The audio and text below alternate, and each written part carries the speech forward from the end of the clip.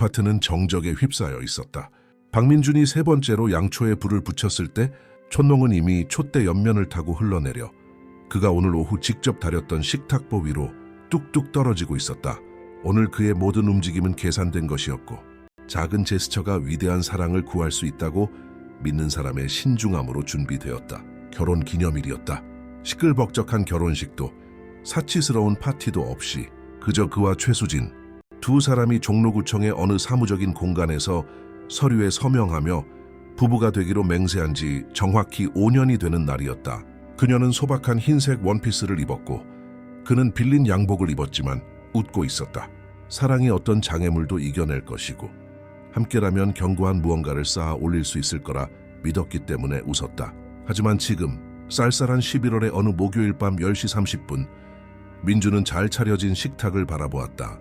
와인 소스를 곁들인 스테이크는 식어가고 있었고 샐러드는 시들었으며 한 주 생활비를 쪼개 간신히 산 저렴한 와인병만이 덩그러니 놓여 있었다. 그는 알았다.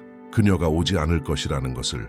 수진의 휴대폰은 4시간 전부터 꺼져 있었고 메시지 한 통 변명 한마디 없이 그저 어떤 말보다 더 크게 소리치는 공허함만이 가득했다. 그는 와인잔을 들어 단숨에 들이켰다.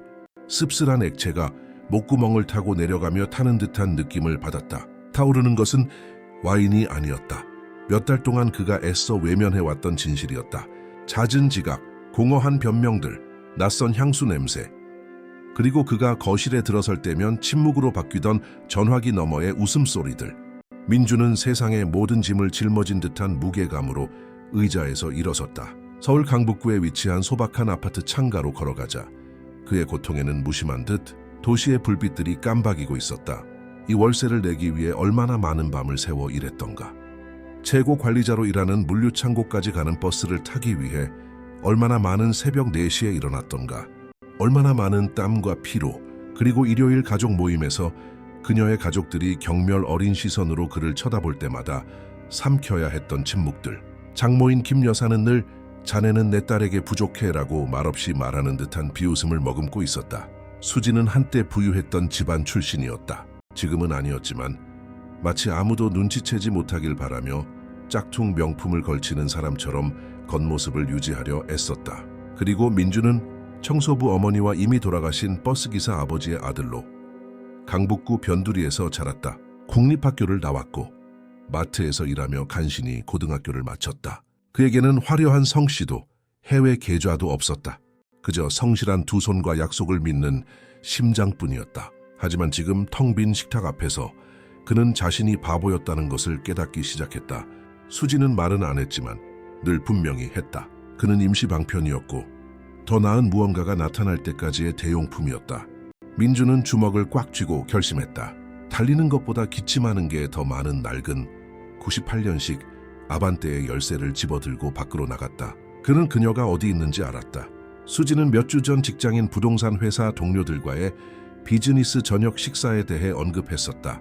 강남에 있는 비싼 레스토랑 라스텔라. 민주는 결코 감당할 수 없는 곳이었다. 심장이 가슴속에서 미친 듯이 뛰는 것을 느끼며 서울의 거리를 달렸다. 30분 후 그는 이탈리안 레스토랑 앞에 차를 세웠다.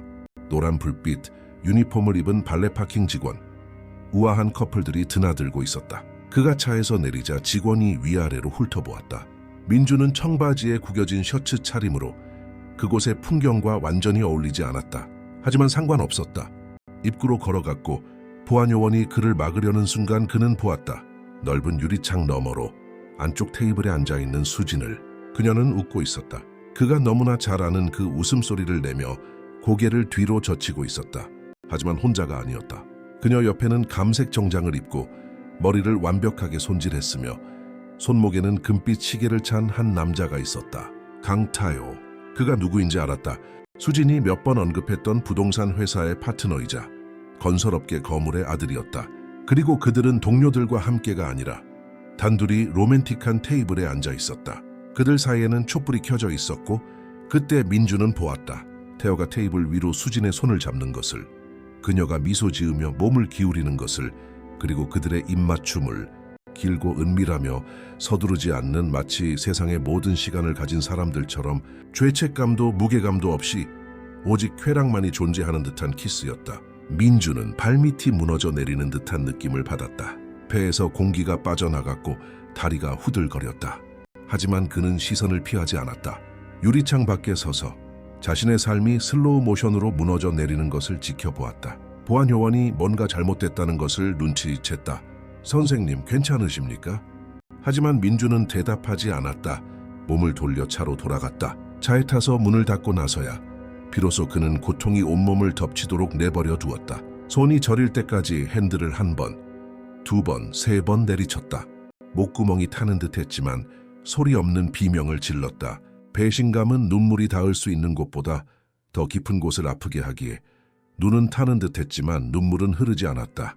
몇 시간이 흐른 것 같은 몇 분 동안 그곳에 앉아 있다가 숨을 고르고 분노가 고통을 대체할 때까지 기다렸다. 그리고 차에 시동을 걸고 집으로 돌아갔다. 그들의 아파트가 아니었다. 그는 수진의 어머니, 김 여사가 사는 아파트로 곧장 향했다. 이해해야 했고 들어야 했다.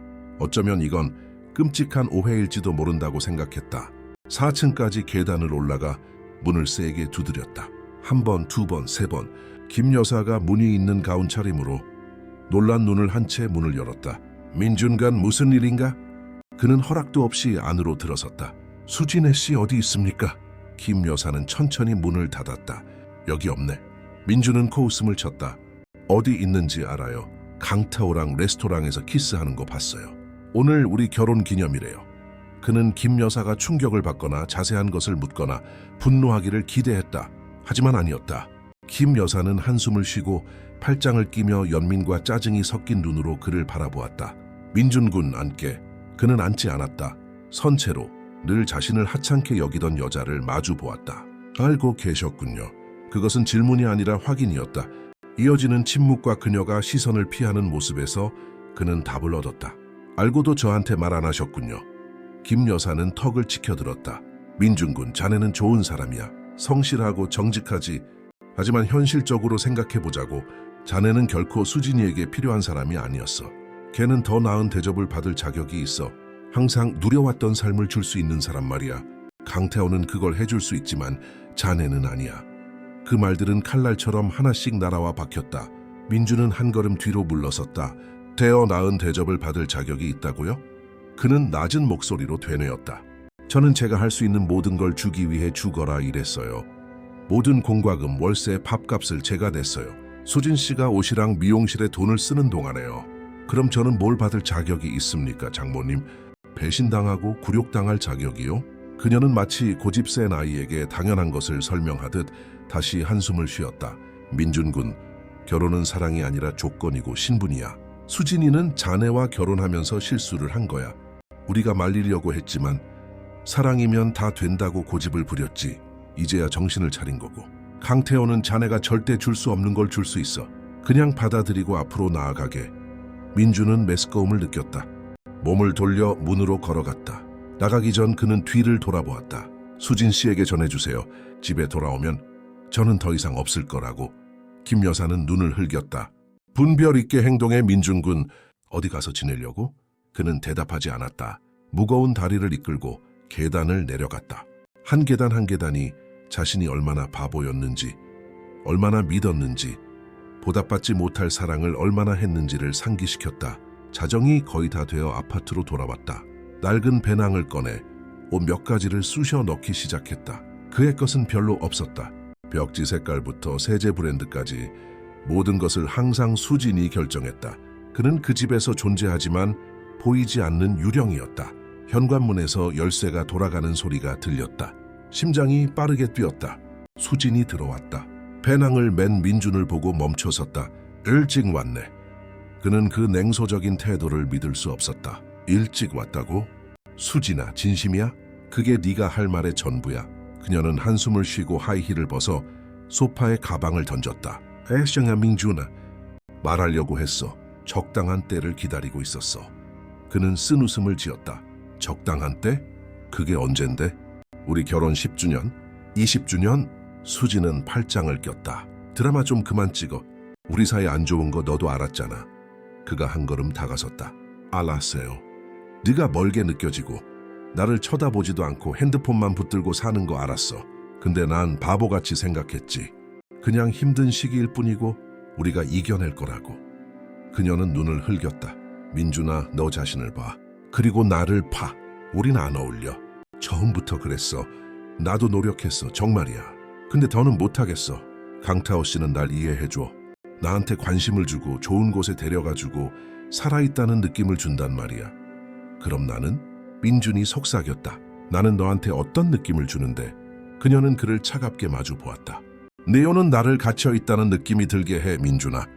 초라한 삶, 작은 아파트, 여행도 없고 미래도 없는 삶에 네가 열심히 사는 거 알아.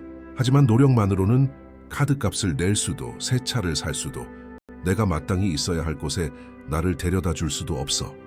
이어지는 침묵은 귀가 먹먹할 정도였다. 민준은 배낭 지퍼를 잠갔다. 그래서 이거였군. 내가 돈이 충분하지 않아서 5년을 내다 버린 거구나. 수지는 한숨을 쉬었다. 너무 단순하게 생각하네. 돈만의 문제가 아니야. 야망의 문제고 인생에서 더 많은 걸 원하는가의 문제야. 강타오 씨는 성장하고 싶어 해. 제국을 건설하고 싶어 한다고. 근데 너는 평생 물류창고 관리자로 만족하잖아. 민주는 피가 끓는 것을 느꼈다. 나는 정직하게 열심히 일하고 남을 짓밟고 올라서지 않는 것에 만족해. 물론 그건 너한테 아무 가치도 없겠지만. 그녀는 코웃음을 쳤다. 정직함이 배를 채워주진 않아, 민준아. 현실 세계에 온 걸 환영해. 그는 배낭을 들고 문으로 향했다. 나가기 전 그는 마지막으로 그녀를 돌아보았다. 후회하게 될 거야, 수진아. 나를 버린 것 때문이 아니라 진정한 사랑을 조건과 맞바꾼 것 때문에. 언젠가 강태호가 너를 원하는 건 내 겉모습 때문이지 네 본모습 때문이 아니라는 걸 깨닫게 될 거야. 그리고 네가 더 이상 줄 게 없어지면 네가 지금 나를 버리는 것처럼 그도 너를 버릴 거야. 수지는 어깨를 으쓱했다. 그 위험은 내가 감수해야겠네. 그는 문을 세게 닫고 나갔다. 건물을 나와 거리로 나섰다. 갈 곳도 계획도 입고 있는 옷과 끝없는 고통 외에는 아무것도 없었다. 그날 밤은 차에서 잤다. 온몸이 쑤시는 고통과 함께 영혼은 더욱 아팠다. 다음 며칠 동안은 하숙방을 구하러 다녔다.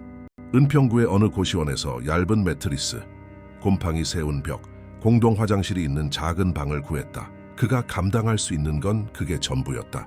동료들의 동정 어린 시선을 견딜 수 없어 직장에 사표를 냈다.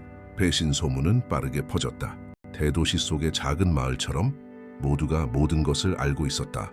몇 주 동안 도시를 방황하며 아르바이트를 하고 이력서를 냈지만 우울증은 그를 아래로 끌어당기는 무거운 추와 같았다. 그러던 9월의 어느 아침 누군가 방문을 두드렸다. 민준이 문을 열자 흠잡을 데 없는 회색 정장을 입고 가죽 서류 가방을 든 머리를 뒤로 빗어 넘긴 백발의 노인이 서 있었다. 박민준 씨 되십니까? 그가 눈을 깜빡였다. 네, 맞습니다만. 남자가 손을 내밀었다. 저는 김영철 변호사라고 합니다. 아주 중요한 일로 드릴 말씀이 있습니다. 민준은 미간을 찌푸렸다. 뭔가 착오가 있으신 것 같네요. 저는 소송에 걸린 것도 없고 큰 빚도 없습니다. 변호사가 미소 지었다. 빚에 관한 것이 아닙니다, 박 선생님. 상속에 관한 것입니다. 그렇게 그 비좁고 축축한 방에서 민준의 인생은 그가 결코 상상하지 못했던 방식으로 변하기 시작했다. 김 변호사는 안으로 들어와 유일하게 있던 의자에 앉아 서류 가방을 열고 서류들을 꺼냈다. 박현수 씨를 아십니까? 민준은 생각했다. 이름이 어렴풋이 익숙했다. 저희 삼촌입니다. 그가 천천히 말했다. 아버지의 형님이시죠? 하지만 직접 뵌 적은 없습니다. 해외에 사셨거든요. 김 변호사는 고개를 끄덕였다. 정확합니다. 박현수 삼촌께서 3개월 전 포르투갈 리스본에서 돌아가셨습니다. 자녀도 부인도 없으셨고 전 재산을 박 선생님께 남기셨습니다. 민주는 눈을 깜빡였다. 네? 재산이라니요? 변호사가 작은 테이블 위로 서류 한 장을 밀었다. 삼촌께서는 유럽 전역의 부티크 호텔 체인을 소유하고 계셨고 브라질 북동부의 리조트 2곳 그리고 주식과 부동산 투자 자산도 있으셨습니다. 순자산 추정액은 약 5천억 원입니다. 방이 빙빙 돌았다. 민주는 침대 가장자리를 붙잡았다. 네? 김 변호사는 침착함을 유지했다. 충격이 크시리란 걸 압니다만 사실입니다. 여기 서류가 있습니다. 유언장이 개봉 및 확인되었고 박 선생님께서 유일한 합법적 상속인이십니다.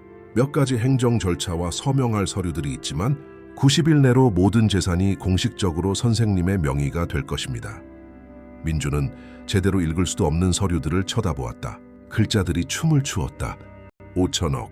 그는 고시원 월세도 겨우 내고 있었는데 왜 저한테 모든 걸 남기셨죠? 저희는 한 번도 얘기해 본 적 없는데요. 김 변호사가 설명했다. 삼촌께서는 멀리서 선생님의 삶을 지켜보셨습니다.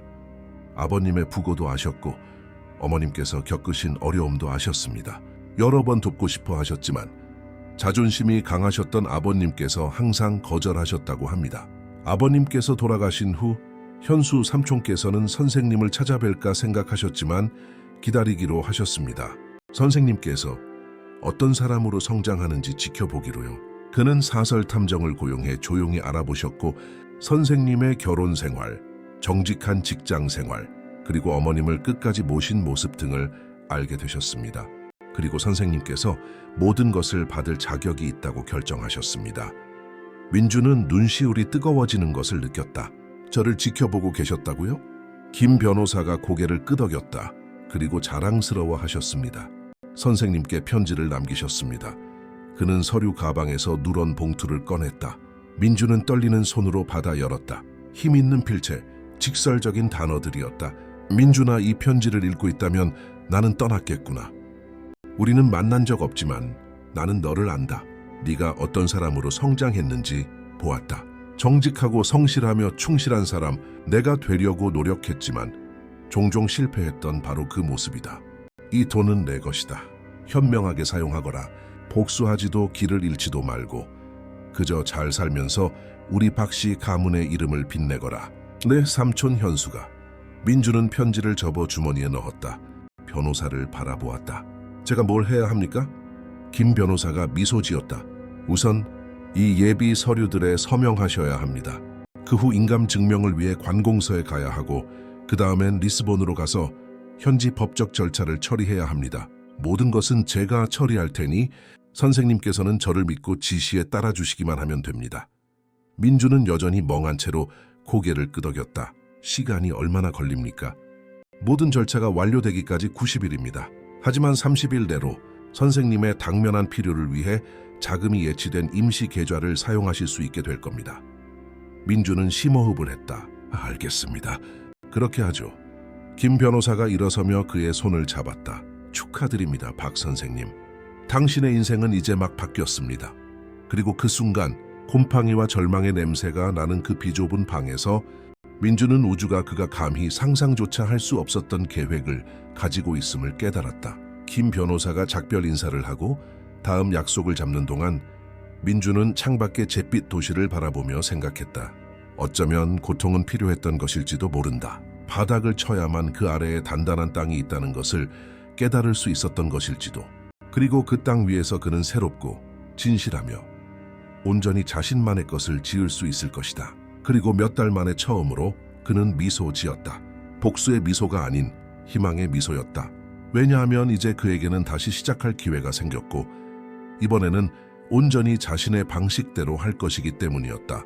운명이 보이지 않는 실을 찾는 동안 도시 반대편 강태호의 호화로운 아파트에서 수지는 웃고 있었다.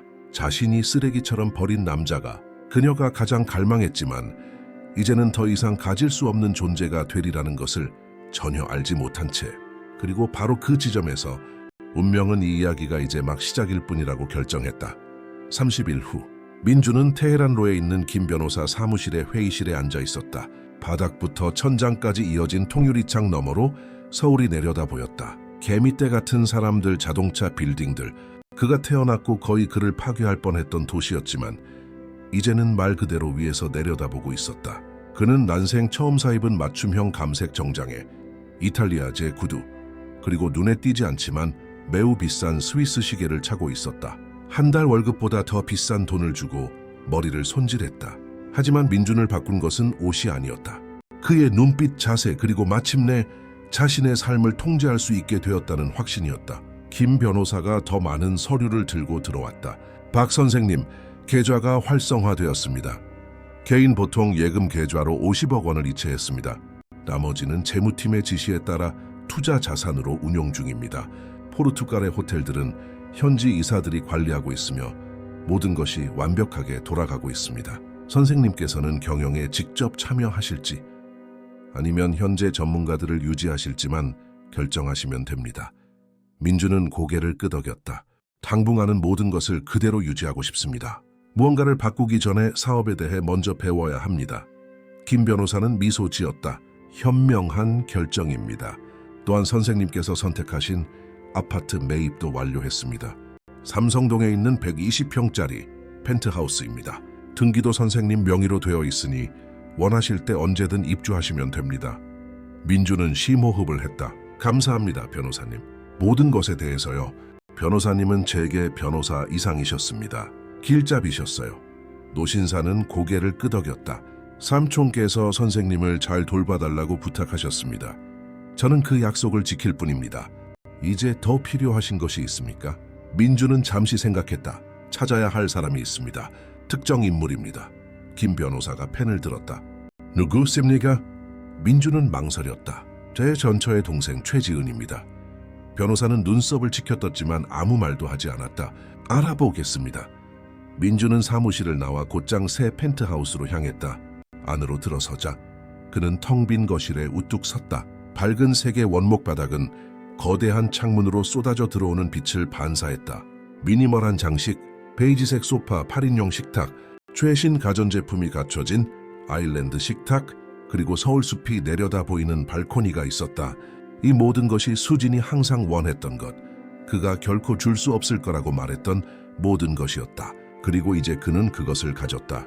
하지만 그녀는 그것을 볼 수 없었다. 그리고 이상하게도 그 사실이 생각만큼 아프지는 않았다. 민주는 발코니로 걸어가 담배에 불을 붙였다. 예전엔 피우지 않았지만 이혼 후 탈출구처럼 피우기 시작했다. 도시를 내려다보며 그는 지은을 생각했다. 수진의 여동생. 그녀는 항상 달랐다. 수진이 야심차고 차가운 반면 지은은 친절하고 몽상가였다. 은평구의 한 공립학교에서 문학교사로 일하며 적은 월급으로 소박한 아파트에 살았지만 수진에게는 결코 없었던 것, 바로 영혼을 가지고 있었다. 민주는 김 여사 댁에서의 일요일 점심을 기억했다. 수진과 그녀의 어머니가 명품과 지위에 대해 이야기하는 동안 지은은 구석에서 조용히 책장을 넘기고 있었다. 그가 말을 걸면 그녀는 수줍게 미소 지었다. 그들은 김유정이나 박경리에 대해 수진이 시간 낭비라고 생각하는 것들에 대해 이야기했다. 한순간, 몇 년 전 연말 파티에서 단 한순간이 있었다. 다른 사람들이 집 안에서 술을 마시는 동안 그와 지은은 발코니에 단둘이 있었다. 그녀는 오빠는 이것보다 더 나은 대접을 받을 자격이 있어요 라고 말했었다. 그는 못 알아들은 척했지만 알아들었다. 그녀가 그에게서 수진이 결코 보지 못했던 가치를 보았다는 것을, 그리고 이제 부유하고 자유로우며 변한 민주는 이성이 권하지 않는 일을 하고 싶었다. 지은을 다시 만나고 싶었다. 복수심 때문도, 그 가족의 얼굴에 돈을 문지르기 위함도 아니었다. 그 일가 중에서 유일하게 자신을 인간으로 대해준 사람이었기 때문이었다. 이틀 후 김 변호사에게서 전화가 왔다. 초해지은 씨를 찾았습니다. 은평구 르티나무길 아파트 42회 거주하고 알렌 고등학교에서 근무합니다. 민주는 모든 것을 받아 적었다. 감사합니다. 전화를 끊고 그는 메모를 쳐다보았다. 가야 할까? 이렇게 갑자기 나타나는 것이 공평할까? 그는 가기로 결심했다. 다음 목요일 그는 학교 주차장에서 기다렸다. 오후 5시였다. 학생들이 나오고 지친 교사들이 집으로 향하고 있었다. 그리고 그는 지은을 보았다. 갈색 머리를 소박한 포니테일로 묶고 안경을 쓰고 감색 미디스커트에 흰 블라우스를 입고 공책으로 가득 찬 큰 가방을 메고 있었다. 그녀는 무관심한 10대들을 가르친 하루의 피로를 짊어진 사람처럼 천천히 걷고 있었다. 민주는 지난주에 산 검은색 BMW 신차에서 내렸다. 재현 씨, 그녀가 멈춰서서 돌아보았다. 눈이 커졌다. 민준, 오빠. 목소리는 속삭임처럼 나왔다. 그가 다가갔다. 안녕하세요, 지은 씨. 잠시 얘기 좀 할 수 있을까요? 그녀는 누가 나타날까봐 주위를 둘러보는 것 같았다. 네, 물론이죠. 여기서 뭐 하세요? 그가 길모퉁이 카페를 가리켰다. 저기서 얘기할 수 있을까요? 그녀는 여전히 혼란스러운 표정으로 고개를 끄덕였다. 그들은 소박한 카페에 들어가 블랙커피 2잔을 시키고 구석 테이블에 앉았다. 그녀는 그를 이해하려는 듯 관찰했다. 달라 보이세요라고 마침내 말했다. 민준이 미소 지었다. 많은 게 변했어요, 지은 씨. 그녀는 마시지도 않고 커피를 저었다. 들었어요. 이혼 소식이랑 언니가 한 짓. 눈을 내리깔았다. 정말 미안해요. 오빠는 그런 일을 당할 사람이 아닌데. 그가 손을 저었다. 괜찮아요. 사실 그게 제게 일어날 수 있었던 최고의 일이었던 것 같아요. 그녀는 놀라서 눈을 들었다. 정말요? 그가 고개를 끄덕였다. 자세토드가 현실을 직시하게 만들었고 거짓된 삶을 사는 것을 멈추게 했으니까요. 지은은 심호흡을 했다. 우리 언니는 복잡한 사람이에요. 항상 그랬어요. 엄마가 그렇게 키웠죠. 아무것도 주지 않으면서 모든 것을 받을 자격이 있다고 생각하게요. 저는 항상 오빠가 언니에게 너무 과분하다고 말했지만 아무도 듣지 않았죠. 민준이 미소 지었다. 말했었죠. 기억해요. 그 신년 파티에서요. 지은은 살짝 얼굴을 붉혔다. 그걸 기억하세요? 그가 앞으로 몸을 기울였다. 지은 씨, 저는 많은 것을 기억해요. 그 가족 중에서 유일하게 저를 존중해주고 중요한 것들에 대해 이야기해주고 저를 사람으로 봐준 사람이었다는 걸 기억해요. 그녀는 시선을 피했다. 저는 항상 오빠가 특별하다고 생각했어요. 민준 오빠. 언니가 가진 것을 소중히 여기지 않는 게 미쳤다고 항상 생각했죠. 이어지는 침묵은 말하지 않은 무언가로 가득 차 있었다. 민준이 긴장을 풀기 위해 화제를 바꿨다. 지은 씨에게 할 말이 있어요. 그리고 그는 모든 것을 말했다. 상속, 삼촌, 수천억, 호텔 모든 것을. 지은은 점점 더 커지는 눈으로 조용히 들었다. 그가 말을 마쳤을 때 그녀는 의자에 기댔다. 세상에, 민준 오빠, 이건 믿을 수가 없네요. 그가 웃었다. 알아요. 저도 아직 실감이 안 나요. 그녀는 잠시 그를 살폈다. 이제 뭘 하실 거예요? 그가 커피를 들었다. 살아야죠, 지은 씨. 거짓 없이, 아닌 척하지 않고 진짜로 사는 거요. 그리고 혹시 당신이 원한다면 당신이 이 새로운 삶의 일부가 되어 주었으면 좋겠어요. 그녀가 눈을 깜빡였다. 내냈고, 무슨 말씀이세요? 그가 망설였다. 알아요. 이상하게 들릴 수도 있고 너무 이를 수도 있겠죠. 하지만 당신은 항상 제게 특별했어요. 제가 당신 언니와 결혼했을 때조차도요. 당신에게는 무언가 빛, 선함 같은 게 있었어요. 그리고 이제 제가 자유로워지니 어쩌면 우리 사이에 무언가 진짜인 것이 있을지도 모른다는 생각을 멈출 수가 없네요. 지은은 오랫동안 침묵했다. 민준 오빠, 그녀는 말을 멈췄다. 항상 오빠를 좋아했어요. 하지만 오빠는 제 언니의 남편이었고 생각조차 금지된 일이었어요. 그리고 지금은 모르겠어요. 모든 게 너무 빨라요. 우리 가족은 난리가 날 거고 언니는 저를 미워할 거예요. 그가 테이블 위로 그녀의 손을 잡았다. 지금 결정하라는 게 아니에요. 단지 과거의 장벽 없이, 죄책감 없이, 두려움 없이 그저 우리 둘이서 서로를 더 잘 알아가고 싶다고 말하는 거예요. 그녀는 자신의 손 위에 놓인 그의 손을 내려다 보았다. 심호흡을 했다. 좋아요. 노력해 볼 수는 있어요. 하지만 천천히요, 민준 오빠. 제게는 시간이 필요해요. 그가 미소 지었다. 시간이야말로 우리에게 없는 게 아니죠, 지은 씨. 그리고 아무도 예상하지 못했던 무언가가 시작되었다. 다음 며칠 동안 민준과 지은은 더 자주 만났다. 조용한 저녁 식사, 공원 산책, 책과 삶, 꿈에 대한 대화. 그녀는 힘든 학생들, 학교의 열악한 시설, 그리고 때때로 포기하고 싶지만 교육을 믿기 때문에 그럴 수 없다는 이야기를 했다. 그는 재산을 관리하는 법을 모른다는 두려움, 삼촌의 유산을 기려야 한다는 압박감, 모든 것을 가졌지만 나눌 사람이 없는 외로움에 대해 이야기했다. 그리고 대화를 나눌 때마다 그들의 연결은 더욱 강해졌다. 10월의 어느 날 밤, 조용한 일식당에서 저녁 식사를 한 후 민준은 그녀를 펜트하우스로 데려갔다. 그녀는 안으로 들어서며 입을 다물지 못했다. 민준 오빠, 이건... 그가 말을 이었다. 내 집이에요. 당신이 원한다면 우리의 안식처가 될 수도 있고요. 그녀는 마치 신성한 것을 만지는 것처럼 가구를 만지며 거실을 걸었다. 아름다워요. 그가 뒤에서 다가갔다. 당신이 아름다워요. 그녀가 돌아섰다. 그들은 마주 섰고 공기는 긴장감으로 가득 찼다. 그가 그녀의 얼굴을 만졌다. 괜찮을까? 그녀가 고개를 끄덕였다. 그가 그녀에게 키스했다. 천천히, 시험하듯이. 그녀가 응답했고 키스는 깊어졌다. 몇 주간 억눌렀던 욕망이 그 순간 폭발했다.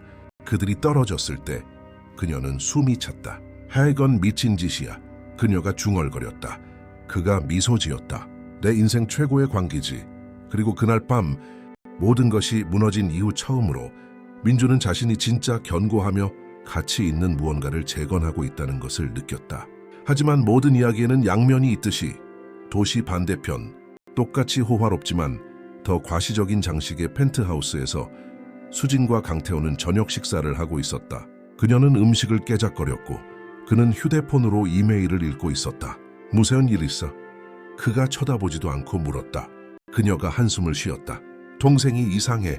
내 전화를 받지도 않고 더 이상 일요일 점심에도 오지 않아. 그가 어깨를 으쓱했다. 바빠온가 보지. 수진이 코웃음을 쳤다. 뭐가 바빠? 걔는 교사고 쥐꼬리만 한 월급을 받는데 그렇게 중요한 일이 뭐가 있겠어? 강태호가 마침내 그녀를 쳐다보았다. 왜 그렇게 신경 써? 너희 둘은 원래 가깝지도 않았잖아. 수진은 눈을 흘겼다. 내 동생이잖아. 신경 써야지. 하지만 그의 말이 맞았다. 그들은 결코 가깝지 않았다. 수진은 항상 지은을 열등하게 가난한 동생, 야망 없는 동생, 부스러기에 만족하는 동생으로 여겼다. 하지만 지금은 뭔가 달랐다. 직감이 수진을 불안하게 했다. 그녀는 조사하기로 결심했다. 다음 토요일 그녀는 예고 없이 지은의 아파트에 나타났다. 집요하게 초인종을 눌렀지만 아무도 응답하지 않았다. 전화를 걸었지만 음성 사서함으로 넘어갔다. 좌절한 채 집으로 돌아왔지만 수요일에 다시 시도했을 때 성공했다. 지은이 놀란 표정으로 문을 열었다. 언니, 여기서 뭐 해? 수진은 초대받지도 않고 안으로 들어와 주위를 둘러보았다. 여전히 초라한 아파트였다. 얘기 좀 해야겠어. 낡은 소파에 앉았다. 지은은 문을 닫았다. 무세운 얘기? 수진은 다리를 꼬았다. 네오에 대해서. 너 나 피하고 있잖아. 이유를 알고 싶어. 지은은 한숨을 쉬었다. 피하는 거 아니야. 그냥 바빴어. 수진은 눈을 가늘게 떴다. 뭐가 바쁜데, 지은아? 너 원래 뭐 숨기는 애 아니잖아. 무슨 일이야? 바로 그때 침실 문이 열리고 민준이 수건만 두른 채 나왔다. 막 샤워를 마친 참이었다. 지은아, 내 셔츠 어디에 뒀? 그는 수진을 보고 멈춰 섰다. 침묵은 귀가 먹먹할 정도였다. 수진은 천천히 일어섰다. 눈은 지은에게서 민준으로 향했다. 안 돼. 그녀가 속삭였다. 그럴 순 없어. 민준은 평정을 되찾고 무표정한 표정을 지었다. 수진 씨. 그녀는 목소리를 되찾았다. 네오. 그녀가 그를 가리켰다. 네가 내 동생이랑. 지은이 한 걸음 앞으로 나섰다. 혜언니, 내가 설명할게. 수진이 웃었다. 히스테릭한 웃음이었다. 뭘 설명해? 내 전 남편이랑 자고 있다는 거? 나한테서 그를 훔쳤다는 거? 지은이 코웃음을 쳤다. 훔쳤다고? 그 사람이랑 끝낸 건 언니잖아. 배신한 것도 언니고. 그리고 언니 집에서 수건만 두르고 있는 걸 봐. 그냥 방문한 건 아니겠지? 수진은 민준에게 돌아섰다. 나한테 복수하려고 이런 거지, 그렇지? 민준은 팔짱을 꼈다. 이건 당신에 관한 게 아니야, 수진 씨. 처음부터 아니었어. 이건 나와 지은이에 관한 거고 우리가 서로에게 느끼는 감정에 관한 거야. 수진은 위협적으로 한 걸음 다가섰다. 감정? 그녀는 그 단어를 뱉어냈다. 내온 아무것도 못 느껴, 박민준. 넌 패배자야. 실직한 물류창고 관리자라고. 아마 내 동생한테 빌붙어서 살 곳을 마련하려는 거겠지. 민준이 미소 지었다. 그 차분한 미소는 수진을 더욱 화나게 했다. 사실 수진 씨, 난 더 이상 물류창고 관리자가 아니야. 우리가 헤어진 이후로 상황이 많이 변했거든. 그녀는 미간을 찌푸렸다. 무서운 뜻이야. 그는 폭탄을 터뜨리기로 결심했다. 유산을 상속받았어. 5천억 원? 유럽의 호텔, 브라질의 리조트, 투자 자산들. 이제 너희들이 말하는 백만장자, 아니 억만장자가 된 거지. 뭐? 수진이 거의 비명을 질렀다. 거짓말 마. 민주는 휴대폰을 꺼내 은행 장호 내역, 호텔 사진, 서류들을 보여주었다. 수진은 모든 것을 보았고 얼굴이 창백해졌다. 이건 현실이 아니야. 그녀가 중얼거렸다. 지은이 그녀의 팔을 만졌다. 현실이야, 언니. 삼촌한테서 모든 걸 상속받았어. 수진은 마치 불에 댄 듯 그 손길을 뿌리쳤다. 둘을 번갈아 보았다. 그리고 너희들은 이제 같이 내 뒤에서 비웃고 있는 거구나. 지은이 고개를 저었다. 아무도 언니를 비웃지 않아. 언니는 강타오 씨를 선택했고 민준 오빠랑 끝내기로 선택했어. 그가 앞으로 나아간다고 불평할 순 없어. 하지만 수지는 듣지 않았다. 분노, 충격, 질투가 뒤섞였다. 후회하게 될 거야. 그녀는 목소리에 독을 담아 말했다. 모두에게 말할 거야. 엄마한테, 강태호 씨한테 너희들이 대가를 치르게 할 거야. 민주는 침착함을 유지했다. 네가 옳다고 생각하는 대로 해, 수진 씨. 하지만 우리가 잘못한 건 아무것도 없다는 건 알아도. 너와 나는 이혼했고 나와 지은이는 자유로운 성인이야. 너한테 해명할 의무 없어. 수지는 문을 박차고 나갔고 뒤에는 무거운 침묵이 남았다. 지은은 소파에 앉아 떨었다. 엄마가 날 죽일 거야. 민주는 그녀 옆에 앉아 그녀를 껴안았다. 함께 맞서자. 그녀가 그를 쳐다보았다. 확실해? 우리 관계에 대해서. 그가 그녀의 입에 키스했다. 내 인생에서 이렇게 확신했던 건 아무것도 없어. 그리고 그 포옹 속에서 폭풍이 몰아치는 밖과는 달리 그들은 평화를 찾았다. 하지만 상처 입은 마음과 짓밟힌 자존심이 있는 곳에서 평화는 결코 오래가지 않는다. 그리고 분노하고 굴욕감을 느낀 수지는 그들이 쌓아 올리고 있는 것을 파괴하기 위해 무슨 짓이든 할 준비가 되어 있었다. 왜냐하면 그녀에게 민준이 행복한 것을, 부자인 것을, 그리고 자기 동생과 함께 있는 것을 보는 것은 존재할 수 있는 최악의 형벌이었기 때문이다. 그리고 마음 깊은 곳, 스스로에게도 인정하지 않는 곳에서 수지는 자신이 인생 최대의 실수를 저질렀다는 것을 깨닫기 시작했다. 그리고 이제 돌이킬 수 없다는 것을. 그 깨달음은 어떤 배신보다, 어떤 이혼보다 더 아팠다. 왜냐하면 그것은 후회의 고통이었고 후회는 치료약이 없고 오직 함께 살아가는 것뿐이었기 때문이다. 소문은 들불처럼 빠르게 번져나갔다. 지은의 아파트에서 그 소동이 있은 지 사흘 만에 온 가족이 알게 되었다. 김 여사는 지은에게 12번 연속으로 전화를 걸었다. 마침내 전화를 받았을 때 들려온 것은 고함이었다. 네가 정신이 나갔구나, 지은아. 내 언니 전 남편이랑 엮이다니. 어떤 여자가 그런 짓을 해. 지은은 평정을 유지하려 애쓰며 심호흡을 했다. 엄마, 저랑 민준 오빠는 이혼 후에 서로에게 끌렸어요. 우린 아무 잘못도 하지 않았어요. 김 여사는 코웃음을 쳤다. 잘못이 없다고? 넌 남은 가족마저 망가뜨렸어. 수진이는 충격받았고 강타호 씨는 그것 때문에 걔랑 헤어졌단다. 지은은 심장이 조여드는 것을 느꼈다. 헤어졌다니요? 김 여사는 목소리에 독을 담아 계속했다. 그 사람이 그랬대. 가족이 망신거린 여자랑은 같이 있고 싶지 않다고. 동생이 도덕심이 없는데 그게 자기한테도 나쁘게 비친다고 말이야. 이제 만족하니? 내 언니 인생을 망쳐놨잖아. 지은은 죄책감이 밀려왔지만 맞서 싸웠다. 엄마, 수진이가 민준 오빠랑 끝냈어요. 배신하고 굴욕을 줬다고요. 자기 결혼 생활을 망친 건 언니지. 내가 아니에요. 김 여사가 소리쳤다. 하지만 그 사람이 부자가 될 줄은 몰랐지. 아무도 예상 못했어. 우리가 알았다면 상황은 달라졌을 거야. 그런데 이제 너 항상 착하고 바르기만 하던 내가 언니한테서 그를 훔쳐. 지은은 분노가 끓어오르는 것을 느꼈다. 아무도 훔치지 않았어요, 엄마. 민준 오빠가 저를 선택했어요. 수진이가 결코 하지 않았던 것처럼 돈 너머에 있는 그의 가치를 보고 존중으로 대했기 때문에 저를 선택한 거라고요. 김 여사는 몇 초간 긴장된 침묵을 지켰다. 네오는 이제 우리 가족 아니야. 그녀가 차갑게 말했다.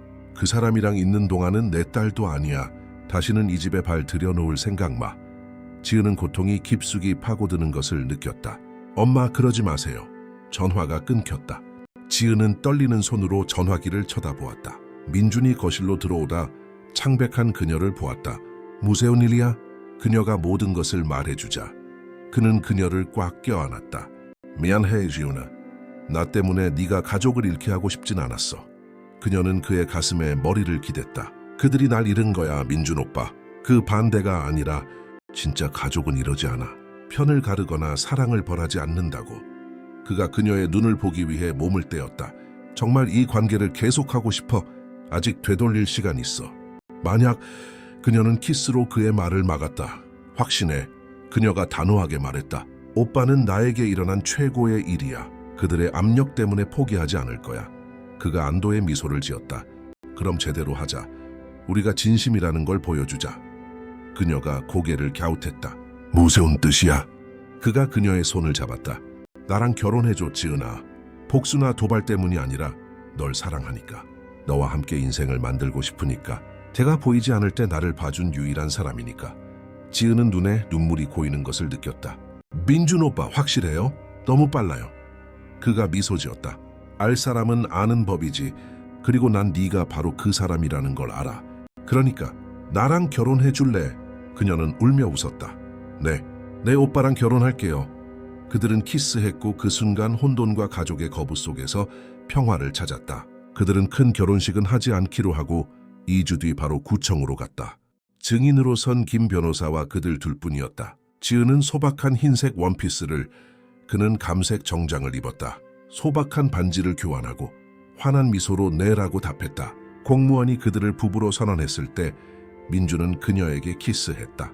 그것은 단순한 법적 결합이 아니라 세상 모든 것에 맞서 서로를 지키겠다는 약속의 인장과도 같았다. 김 변호사는 그들을 고급 프랑스 레스토랑으로 데려가 점심을 샀다. 샴페인으로 건배했다. 지은이 웃었다. 아직도 내가 결혼했다는 게 믿기지 않아요. 민준이 테이블 위로 그녀의 손을 잡았다. 믿으세요, 박 여사님. 그녀는 새로운 성의 얼굴을 붉혔다. 어색하게 들리네요. 그가 웃었다. 익숙해질 거예요. 김 변호사는 아버지 같은 미소로 그들을 바라보았다. 삼촌께서 자랑스러워 하실 겁니다, 민준군. 돈이 아니라 사람 자체를 원하는 진짜 배기를 찾았군요. 민준은 고개를 끄덕였다. 알아요.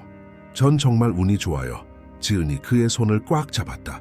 그 행운은 제 것이에요. 점심을 마치고 민준은 지은을 집으로 데려갔다. 이제 펜트하우스는 그들의 집이었다. 그녀는 지난주에 이사와 책, 옷, 추억만 가져왔다. 모든 것이 세 개의 상자에 담겼지만 이제 그 공간은 집이 되었다. 그들은 방 하나를 서재로 만들었다. 바닥부터 천장까지 책장, 독서용 안락의자, 스탠드 조명, 그곳은 그녀의 안식처였다. 그리고 민주는 그녀가 그곳에 있는 것을 보는 것을 사랑했다. 안락의자의 다리를 오므리고 코끝에 안경을 걸치고 책 속에 빠져있는 모습. 하지만 평화는 오래가지 않았다. 결혼식 다음 월요일, 민주는 김 변호사에게서 전화를 받았다.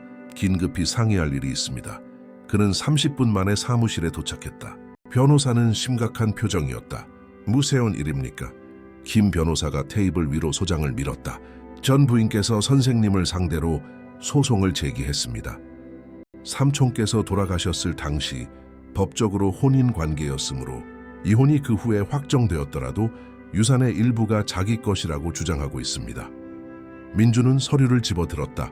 말도 안 돼요. 그녀는 날 배신하고 집에서 쫓아냈어요. 김 변호사가 고개를 끄덕였다. 알고 있습니다. 그리고 우리가 그것을 증명할 겁니다. 하지만 그녀는 공격적인 변호사를 고용했습니다. 어려운 소송으로 유명한 마석두라는 자입니다. 그들은 이 일을 질질 끌며 선생님의 이미지를 훼손하려 할 겁니다. 민주는 주먹을 꽉 쥐었다. 그 여자는 단 한 푼도 못 가져갈 겁니다. 김 변호사가 고개를 끄덕였다. 동감입니다. 하지만 준비하십시오. 추잡해질 겁니다. 그리고 추잡해졌다. 다음 몇 주 동안 수지는 가십 블로그와 인터뷰를 했다. 민준이 부자가 되자 자신을 버렸고 자신을 도발하기 위해 동생을 이용했으며 모든 것이 복수였다고 울면서 말했다. 인터넷의 일부는 그것을 믿었고 증오 캠페인이 시작되었다. 소셜미디어에는 욕설이 난무했다. 지은은 악성 댓글을 읽으며 울었다. 사람들이 저보고 돈에 눈이 멀었다고, 언니 남편을 훔쳤다고, 죽어야 한다고 해요. 민주는 그녀를 껴안았다. 그런 쓰레기 같은 글 읽지 마, 자기야. 우리를 모르는 사람들이 하는 소리야. 하지만 아팠다. 지은이 고통받는 것을 보는 것이, 그녀의 가족이 등을 돌린 것을 아는 것이 아팠다. 그러던 어느 날 학교에서 돌아오던 지은은 집 앞에서 기자들에게 둘러싸였다. 전 형부와 결혼한 게 사실입니까? 그녀가 지나가려 하자 그들이 막아섰다. 이혼 전부터 이걸 계획했습니까? 지은은 부인했다. 아니에요. 제발 지나가게 해주세요. 그들은 끈질겼다. 카메라가 얼굴에 들이대고 마이크가 밀려왔다. 그때 민준이 도착했다. 차에서 내려 그녀와 기자들 사이에 섰다. 당장 여기서 꺼지지 않으면 경찰을 부르겠습니다. 한 기자가 비웃었다. 백만장자가 애인을 보호하는군. 민준이 달려들려 했지만 지은이 막았다. 그럴 가치 없어요. 그들은 기자들이 질문을 외치는 동안 건물 안으로 들어갔다. 엘리베이터에서 지은은 무너졌다. 태연은 못 견디겠어, 민준 오빠. 어쩌면 우리가... 그가 말을 잘랐다. 아니, 포기하지 않을 거야. 그들이 이기게 두지 않을 거야. 명예훼손으로 고소하고 진실을 밝힐 거야. 그들은 홍보대 행사를 고용하고 존경받는 TV 프로그램과 단독 인터뷰를 했다. 나란히 앉아 모든 것을 말했다. 학대적인 결혼 생활, 수진의 배신, 이혼, 그 후에 찾아온 상속. 그리고 그와 지은 사이에 순수하게 싹튼 사랑, 문서와 증거, 전체 타임라인을 보여주었다. 그리고 천천히 여론이 바뀌기 시작했다. 사람들은 이해하고 지지하기 시작했다. 수지는 신뢰를 잃었고 그녀의 소송은 증거 불충분으로 기각되었다. 그녀는 소송 비용을 물어야 했지만 공개적인 패배는 금전적 손실보다 더 컸다. 강태호는 돌아오지 않았고 다른 부유한 남자도 접근하지 않았다. 그녀는 가진 얼마 안 되는 돈으로 빌린 아파트에 홀로 남겨졌다. 김 여사는 체면을 유지하려 했지만 역시 고통스러웠다. 클럽 친구들이 억만장자 사위와 지은에 대해 묻기 시작했고 그녀는 자신을 악당으로 드러내지 않고는 답할 수 없었다. 12월의 어느 오후, 결혼 3개월 후 지은이 서재에 있을 때 경비실에서 전화가 왔다. 어떤 아주머니께서 올라오고 싶어 하십니다. 김 여사님입니다. 지은은 얼어붙었다. 민주는 회의 중이었고 그녀가 혼자 결정해야 했다. 올려보내주세요. 몇 분 후 초인종이 울렸다. 지은이 문을 열자 김 여사가 서 있었다. 늙고 머리는 더 하얘졌으며 눈밑은 괭했다. 엄마! 김 여사는 딸을 바라보았다. 들어가도 될까? 지은은 길을 비켜주었다. 그녀는 들어와 거실에 서서 주위를 둘러보았다. 이 모든 게 내 것이니?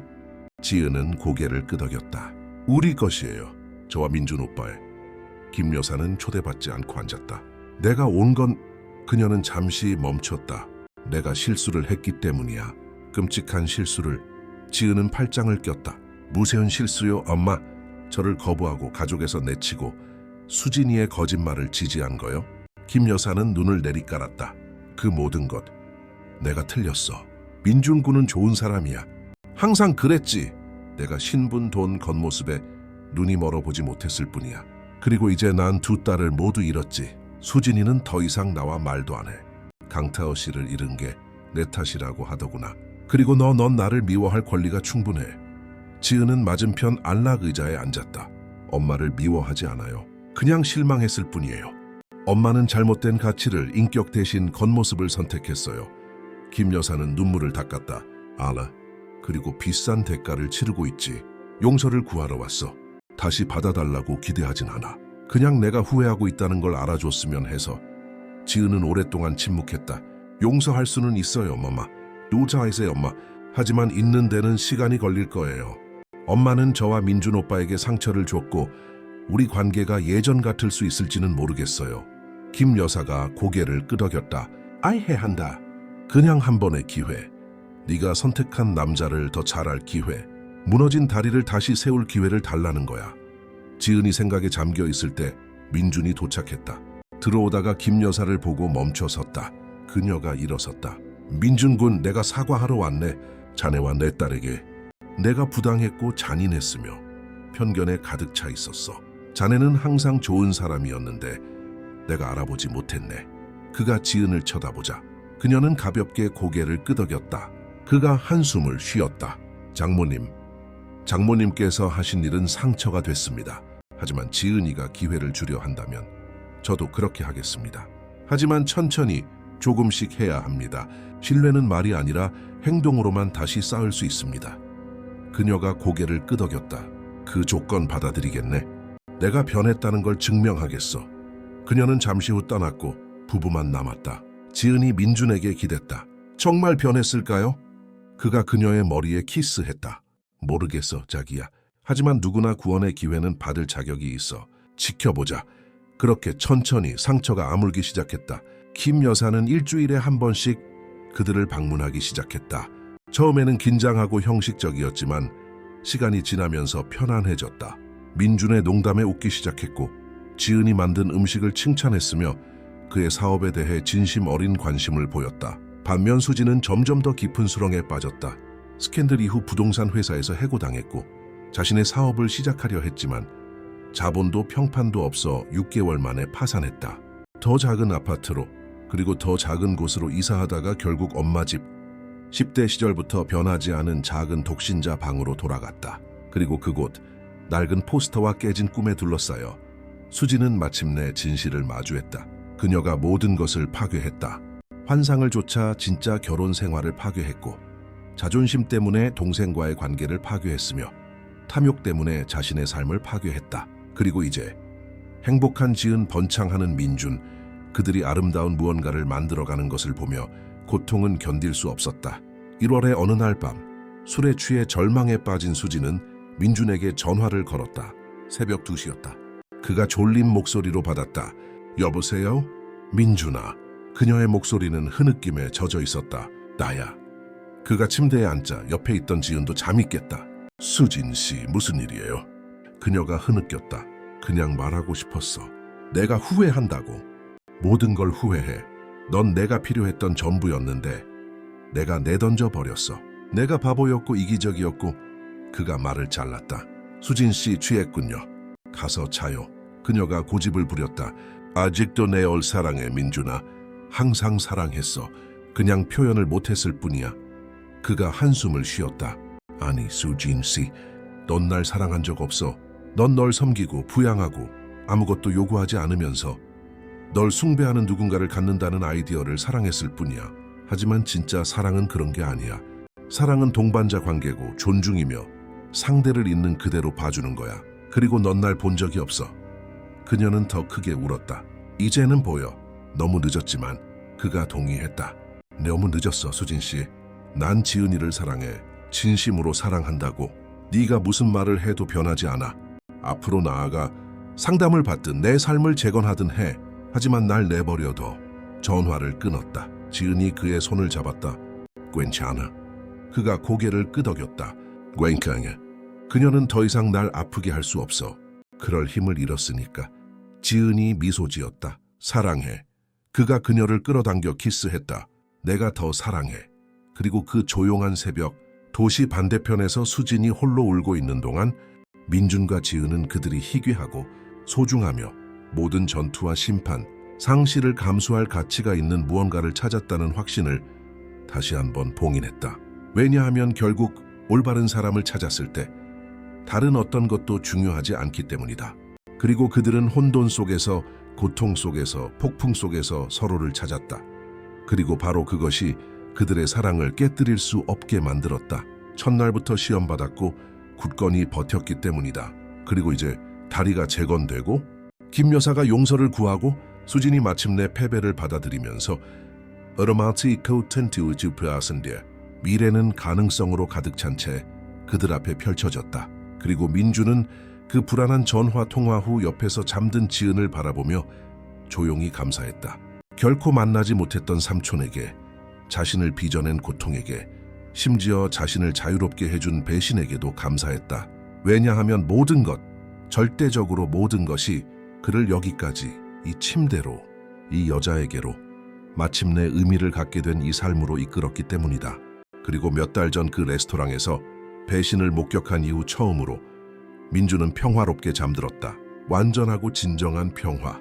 왜냐하면 다음에 무슨 일이 닥치든 그는 혼자가 아닐 것이고 옆에는 지은이 있을 것이라는 것을 알았기 때문이다. 그리고 그것이 전부였다. 전부 이상이었다. 그가 항상 필요했지만 결코 갖지 못했던 모든 것이었다. 지금까지는. 결혼 6개월 후 지은은 임신 사실을 알게 되었다. 3월의 어느 아침 확신을 위해 3번이나 테스트를 했다. 3번 모두 분홍색 2줄은 같은 진실을 외치고 있었다. 그녀는 엄마가 될 것이었다. 그녀는 민준이 사무실에서 돌아오기를 기다렸다. 그가 서류 가방을 들고 넥타이를 느슨하게 풀고 들어왔다. 피곤했지만 그녀를 보자 미소 지었다. 자기야, 오늘 하루 어땠어? 그녀는 참지 못하고 테스트기를 내밀었다. 그는 처음에는 이해하지 못하다가 눈이 커졌다. 내가 생각하는 그거야? 그녀는 눈물을 흘리며 고개를 끄덕였다. 우리 아기 가졌어. 민주는 모든 것을 내던지고 그녀에게 달려가 팔에 안고 빙글빙글 돌았다. 웃고 울었다. 세상에 지연아, 우리가 부모가 된대. 그녀는 불안하게 웃었다. 기비요? 그가 그녀를 바닥에 내려놓고 그녀의 얼굴을 두 손으로 감쌌다. 기쁘다는 말로는 부족해. 완전해졌어. 내 인생 처음으로 완전해. 그들은 키스했고 그 키스에는 희망과 약속, 미래가 담겨 있었다. 며칠 뒤 그들은 김 여사에게 알렸다. 그녀는 기쁨의 눈물을 흘리며 지은을 꼭 껴안았다. 나의 딸아, 축복이구나. 내가 할머니가 되다니. 민주는 그 장면을 보며 미소 지었다. 그들 사이의 관계는 매주 나아지고 있었다. 김 여사는 행동으로 자신이 변했다는 것을 증명했다. 지은의 장보기를 돕고 임산부를 위한 건강한 레시피를 찾고 아직 성별을 몰라 중성적인 색의 아기 옷을 뜨개질했다. 4월의 어느 비 오는 오후 김 여사는 피할 수 없는 주제를 꺼냈다. 지은아, 수진이한테는 말했니? 지은은 고개를 저었다. 용기가 안 났어요. 그녀는 창밖을 보았다. 혜언니는 내 언니지만 이 소식을 듣고 싶어 할지 모르겠어요. 김 여사는 한숨을 쉬었다. 걔 달라졌어, 알잖아. 더 조용해지고 생각이 많아졌어. 상담도 시작했고 자신을 재건하려고 노력 중이야. 네가 기회를 주는 게 좋을지도 몰라. 지은은 오랫동안 생각했다. 생각해볼게요. 일주일 후 지은은 수진과 카페에서 만나기로 약속했다. 그들이 자란 동네의 전통적인 빵집, 중립적인 장소에서 그녀가 먼저 도착해서 초조하게 냅킨을 만지작거렸다. 그때 수진이 들어왔다. 너무 말랐고 머리카락은 윤기가 없었으며 옷은 수수했다. 다른 사람이었다. 그녀는 조심스럽게 앉았다. 안녕, 지은아. 지은은 희미하게 미소 지었다. 안녕, 언니. 어색한 침묵이 흐르다 수진이 먼저 깼다. 만나주어서 고마워. 내가 그럴 자격 없는 거 알아. 지은은 심호흡을 했다. 엄마가 언니 상담받고 있다고 하더라. 수진은 고개를 끄덕였다. 일주일에 3번. 내가 왜 그랬는지, 왜 날 사랑했던 사람들을 망가뜨렸는지 이해하려고 노력 중이야. 지은은 커피를 저었다. 그래서 알아냈어? 수진은 찻잔을 응시했다. 난 항상 두려워했다는 걸 알아냈어. 다시 가난해지는 게 두려웠고, 부족한 사람이 되는 게 두려웠고, 빚 없는 삶에 갇힌 엄마처럼 될까봐 두려웠어. 그래서 잘못된 것들, 돈, 지위, 나를 인정해주는 남자들을 쫓았지. 그 과정에서 나를 진정으로 사랑해준 유일한 남자를 버렸고 내 동생을 잃었어. 지은은 눈시울이 뜨거워지는 것을 느꼈다. 이 언니는 나한테 상처를 줬어. 내가 행복을 선택했을 때 날 버렸다고. 수지는 눈물을 닦았다. 알아. 그래서 내 자신이 미워. 넌 항상 나보다 나았어. 더 순수하고 더 친절했지. 그리고 네가 민준 오빠랑 있는 걸 봤을 때 내가 내던진 모든 것을 봤어. 그래서 견딜 수가 없었어. 내가 행복할 수 없다면 너도 행복해선 안 된다고 생각해서 망치고 싶었어. 하지만 내가 틀렸어. 너무나도 틀렸어. 지은은 테이블 위로 손을 뻗어 언니의 손을 잡았다. 수지는 놀라서 쳐다보았다. 지은이 부드럽게 말했다. 내가 여기 온 건 언니한테 할 말이 있어서야. 나 임신했어. 수지는 눈을 동그랗게 떴다. 정말? 지은은 고개를 끄덕였다. 3개월이야. 수지는 그녀의 손을 꽉 잡았다. 구가하이 지은아. 진심으로 넌 정말 멋진 엄마가 될 거야. 지은은 심호흡을 했다. 나는 언니가 이 일의 일부가, 내 아이의 삶의 일부가 되어주었으면 좋겠어. 하지만 언니가 정말 변했을 때만, 더 이상 독을 가져오지 않을 때만이야.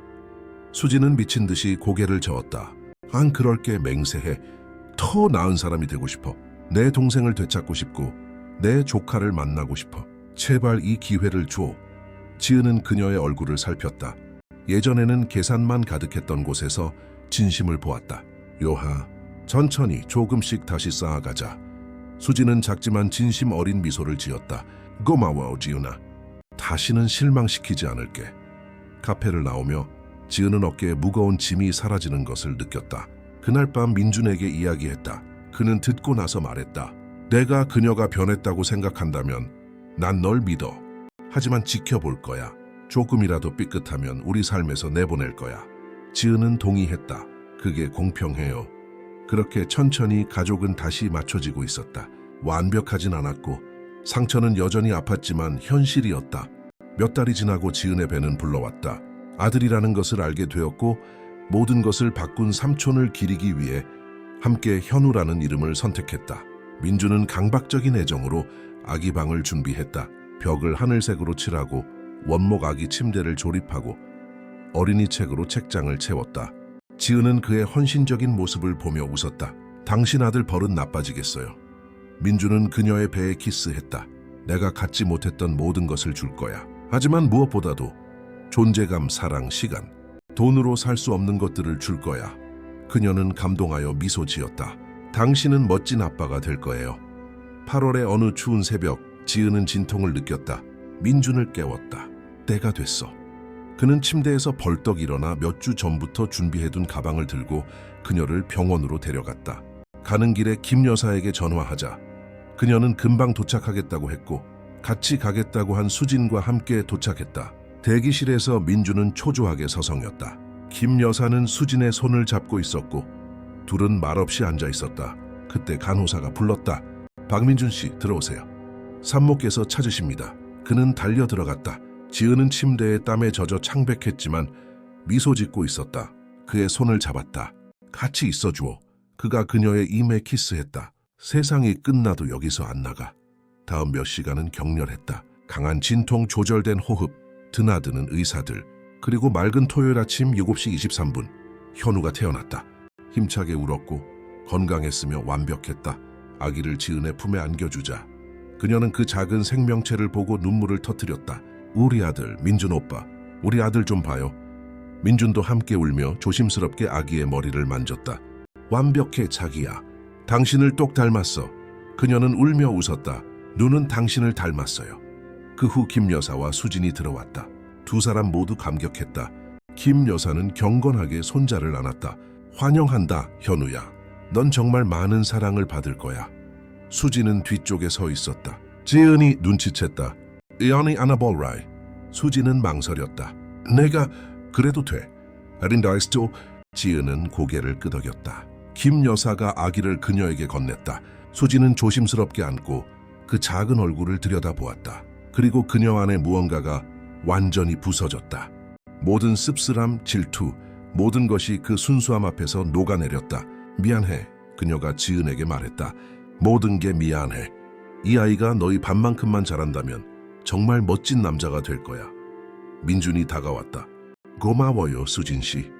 여기 와줘서.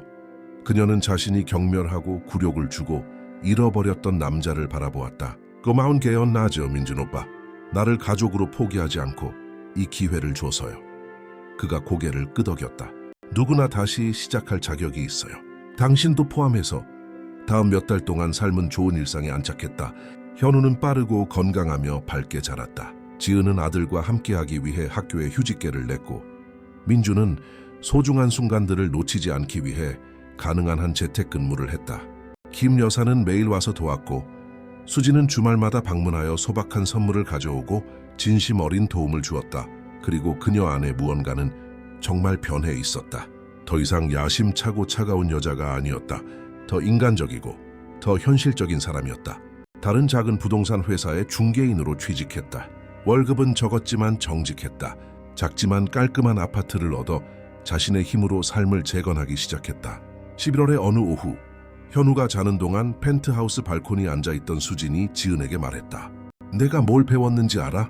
지은은 궁금한 표정으로 쳐다보았다. 뭔데? 수진이 한숨을 쉬었다. 우리는 평생 잘못된 것들, 돈, 지위, 외부의 인정을 찾아 헤매다가 정작 중요한 것, 내면의 평화, 진정한 관계, 목적을 찾는 걸 잊어버린다는 거야. 민준 오빠는 그 모든 걸 가졌는데 난 보지 못했어. 넌 그 모든 걸 가졌는데 난 배우는 대신 질투했지. 지은이 그녀의 손을 잡았다. 다시 시작하기에 늦은 때란 없어, 언니. 지금의 언니를 봐. 일하고 당당하게 살고 관계를 회복하고 있잖아. 자랑스러워. 수지는 눈물이 그렁그렁한 채 미소 지었다. 날 포기하지 않아줘서 고마워, 지은아. 난 그럴 자격 없었는데 넌 끝까지 버텨줬어. 지은이 손을 꽉 잡았다. 언니는 내 언니야. 항상 그럴 거야. 실수가 그걸 지우진 않아. 수지는 그녀를 껴안고 울었다. 고통의 눈물이 아니라 감사와 안도, 구원의 눈물이었다. 민주는 거실 안에서 그 장면을 지켜보고 있었다. 잠에서 깬 현우를 품에 안고 있었다. 아기는 눈을 동그랗게 뜨고 아빠를 쳐다보았다. 민준이 속삭였다. 보이니 아들? 이게 내 가족이야. 불완전하고 상처받았지만 진짜야.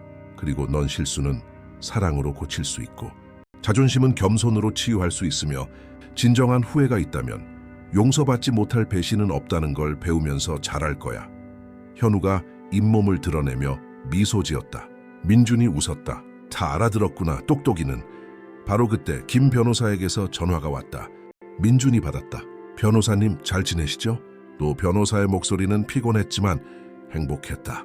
잘 지냅니다, 민준군. 소식을 전하려고 전화했소. 우리가 이야기했던 프로젝트가 승인되었소. 민준이 미소 지었다. 정말입니까? 김 변호사가 확인했다.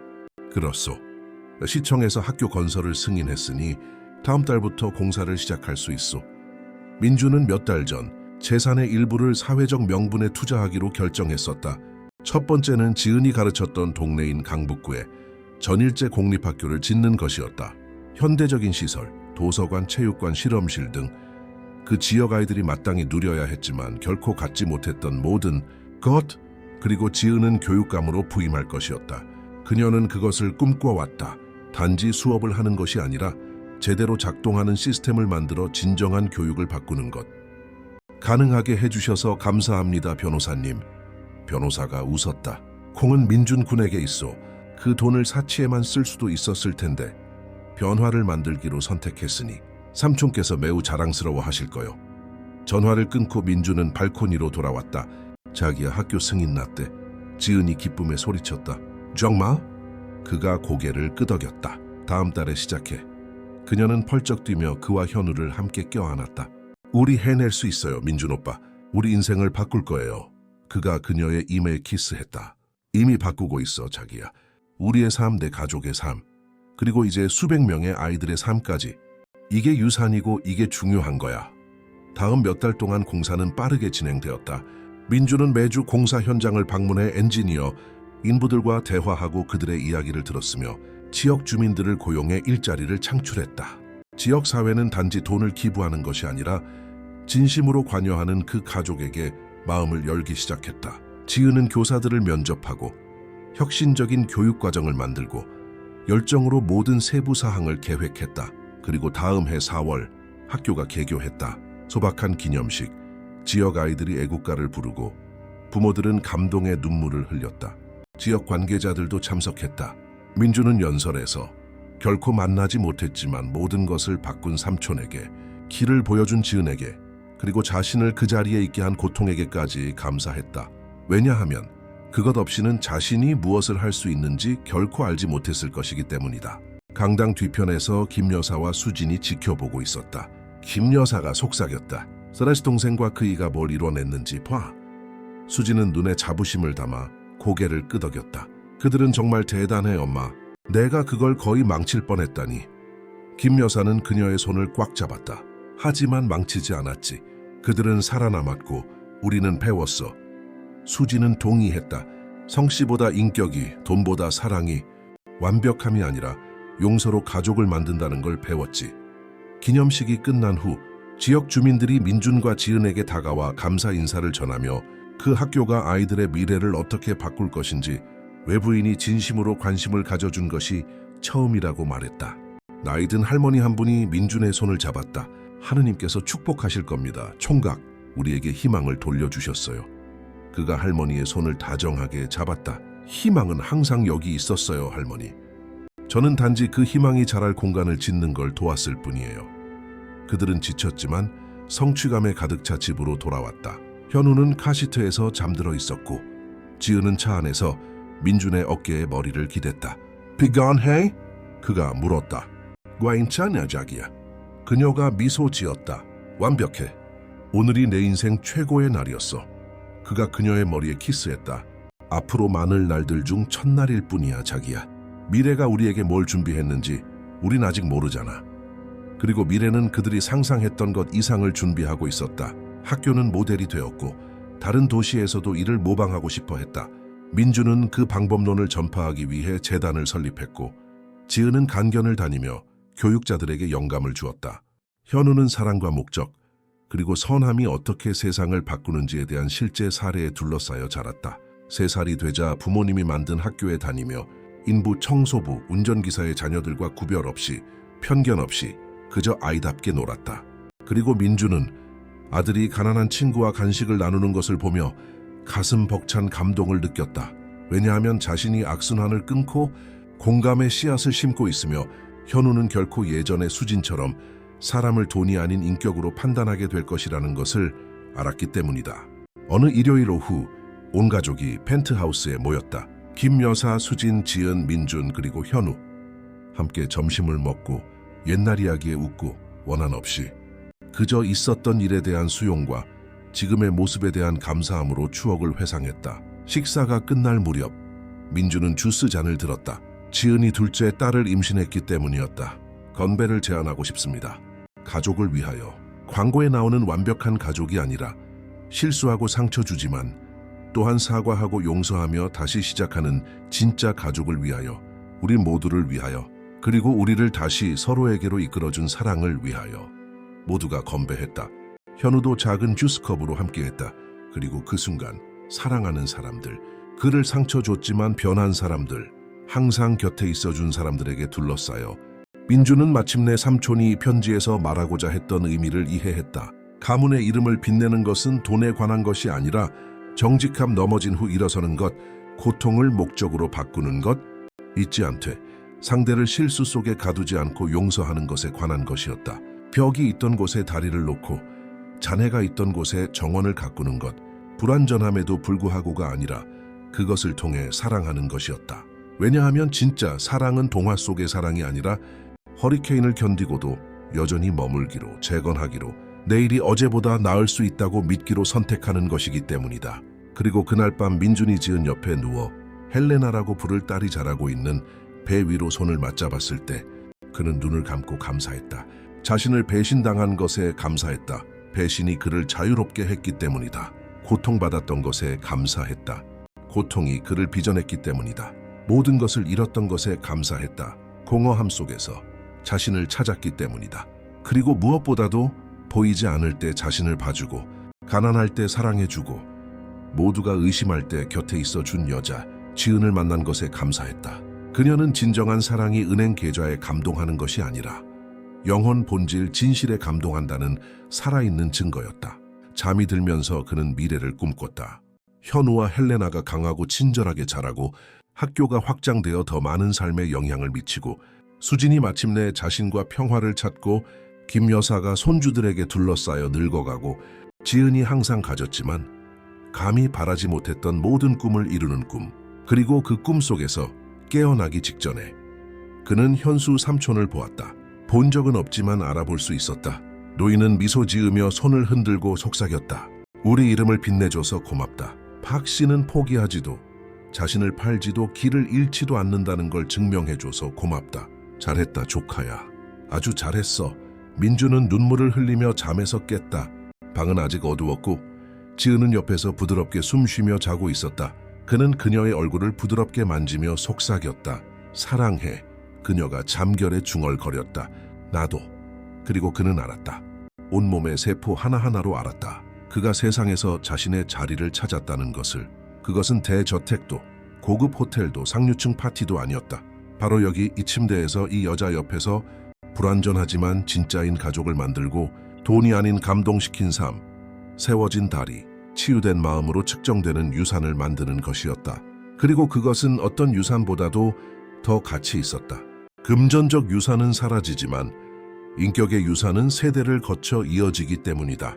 그리고 강북구의 가난한 소년에서 백만장자가 되었지만 결코 본질을 잃지 않았던 박민주는 그의 증손자들이 부 때문이 아니라 인간의 잿더미를 불로 배신을 재시작으로, 고통을 목적으로 바꾸는 능력 때문에 자랑스럽게 이야기할 역사를 쓰고 있었다. 그리고 그는 정확히 그렇게 했다.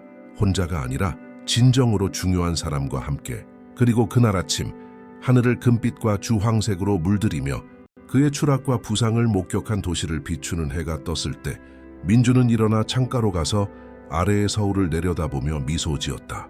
왜냐하면 인생이 그에게 가장 큰 교훈을 주었다는 것을 알았기 때문이다. 모든 것을 잃어도 여전히 모든 것을 가질 수 있다는 것. 사랑과 목적, 그리고 필요한 만큼 몇 번이고 다시 시작할 용기만 있다면 말이다. 그리고 그 생각을 영혼에 새긴 채 그는 침대로 돌아가 지은을 껴안고 그녀의 배에서 딸의 발길질을 느끼고 옆방에서 현우가 아빠라고 부르는 소리를 들었다. 그리고 그는 그 단순하고 완벽한 순간이 바로 부의 진정한 의미이며 어떤 것도, 절대적으로 어떤 것도 그에게서 그것을 빼앗을 수 없다는 것을 이해했다. 왜냐하면 그것은 돈이 아니라 마음으로 얻은 것이고, 마음으로 얻은 것은 영원히 남기 때문이다. 이야기 끝덤자 민준과 지은의 이야기, 이 고통과 변화, 그리고 구원의 여정에 대해 어떻게 생각하시나요? 만약 이 이야기가 여러분의 마음에 와닿았다면, 진정한 사랑이 모든 배신과 굴욕, 폭풍우를 이겨낸다고 믿으신다면 아래에 좋아요를 눌러주세요. 감동적인 이야기 채널을 구독하시면 이와 같은 감동적인 이야기를 놓치지 않으실 겁니다. 그리고 댓글로 알려주세요. 여러분이라면 민준처럼 배신을 용서할 수 있을까요? 지은처럼 가족에게 두 번째 기회를 주시겠습니까? 아니면 어떤 다리는 다시는 재건될 수 없다고 생각하시나요? 여러분의 의견은 저희에게 매우 중요합니다. 왜냐하면 저희가 여기서 들려드리는 모든 이야기는 단순한 오락이 아니라 우리가 하는 선택, 우리가 마주하는 결과, 그리고 용기와 진정한 사랑이 있을 때 언제나 가능한 재시작에 대한 실제의 삶의 거울이기 때문입니다. 그러니 잊지 마세요. 좋아요, 구독, 댓글, 그리고 얼마나 깊이 떨어지든 언제나 다시 일어서고 재건하고 다시 행복해질 수 있다는 것을 믿어야 할 누군가에게 이 이야기를 공유해 주세요. 왜냐하면 결국 민준이 증명했듯이 가장 큰 복수는 당신을 아프게 한 사람을 파괴하는 것이 아니라 그들이 그 일부가 되지 못한 것을 후회할 만큼 아름다운 삶을 만드는 것이기 때문입니다. 큰 포옹을 보내며 다음 감동적인 이야기에서 다시 뵙겠습니다.